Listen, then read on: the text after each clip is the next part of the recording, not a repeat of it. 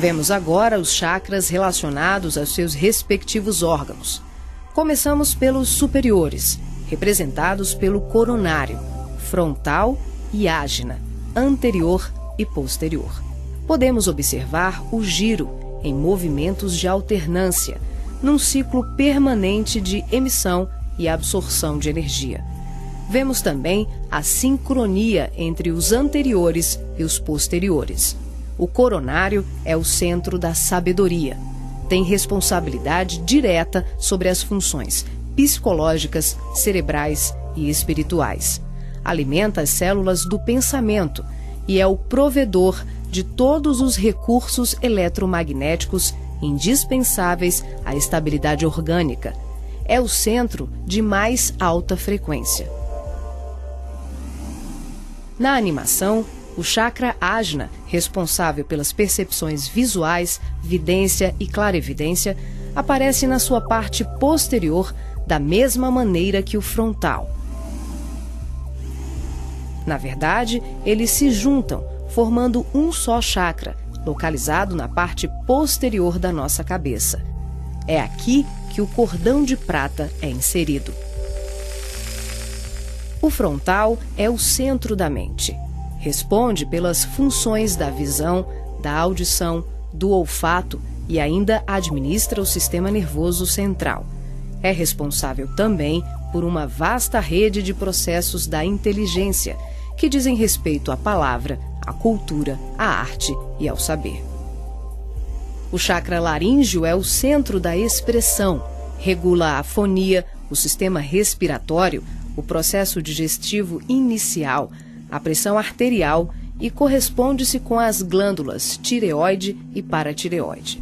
O que na imagem se assemelha a uma pétala são os microtúbulos dos mais variados tamanhos. Eles giram em um processo sincrônico, sempre de forma complementar. O cardíaco é o centro do sentimento. Vemos a sua feição posterior e anterior. Ele sustenta os serviços da emoção e do equilíbrio geral.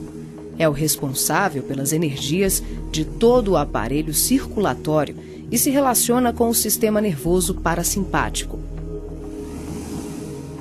O centro gástrico também é conhecido como solar ou centro de cura. Um chakra de baixa frequência, o gástrico é uma das mais ativas usinas de fluidos vitais para exteriorização.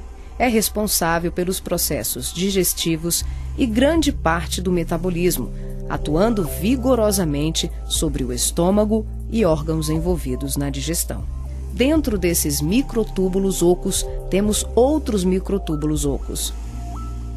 O chakra esplênico é um dos mais importantes.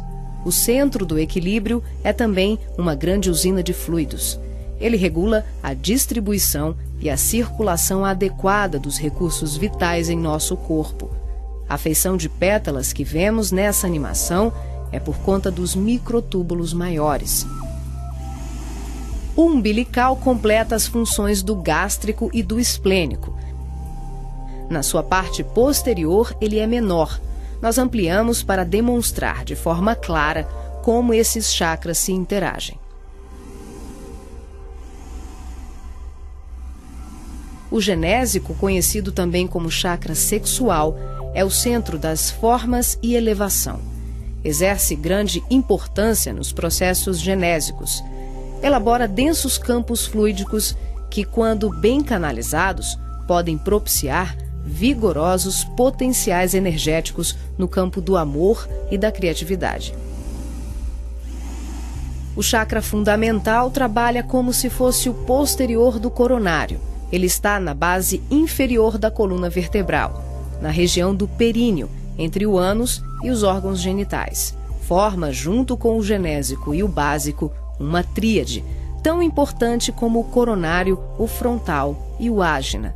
Integrado ao genésico, esse centro trabalha principalmente na captação de energias vindas da Terra, oriundas dos raios gama, da água e dos metais.